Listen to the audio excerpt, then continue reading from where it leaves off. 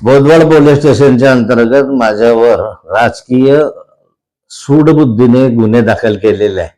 वास्तविक या व्यवहाराचा माझा दुरान्वय संबंध नाही. मी हा व्यवहार केलेला नाही किंवा या व्यवहाराचा माझा संबंधही नाही. माझ्या मुलीने ही जमीन घेत असताना ती वर्ग एकची जमीन आहे म्हणून ती जमीन घेतलेली आहे. त्याचा सातबारावर वर्ग एकच आहे. आणि विधानमंडळामुळे ज्यावेळेस हा प्रश्न विचारला गेला तर माननीय महसूल मंत्र्यांनीच सांगितलेलं आहे की जमीन वर्ग एक आहे, परंतु सातबाराच्या उतारावर महार वतन असं जमीन सांगण्यात येऊन शासनाची दिशाभूल करून हा FIR केलेला आहे. या FIR मध्ये अनेक गोष्टी त्यांनी चुकीच्या मांडलेल्या आहे. वास्तविक ही खरेदी 2002 ला झाली.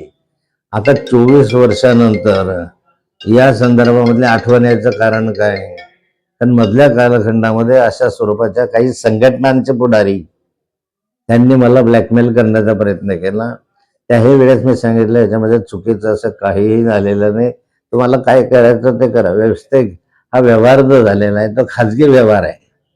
साखर कारखाना हा त्या ठिकाणी येणार हे बरोबर नाही आहे. त्या ठिकाणी इथेनॉल प्रोजेक्ट येणार होता, परंतु त्या ठिकाणी जमीन जी आहे ती इथेनॉल प्रोजेक्टच्या नावाने घेतलेली नाही आहे.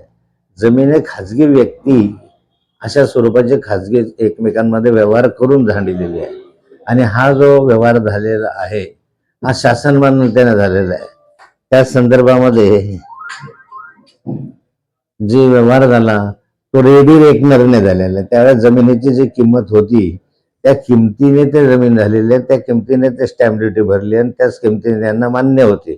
उलट काही जास्त रक्कम या जमीनदारांना देण्यात आलेली आहे या ठिकाणी. त्यामुळे असं कुठलाही गैरव्यवहार, काही गैरप्रकार किंवा अशा स्वरूपाचा ऍट्रिटिस सारखा गुन्हा इथे काही झालेलाच नाही.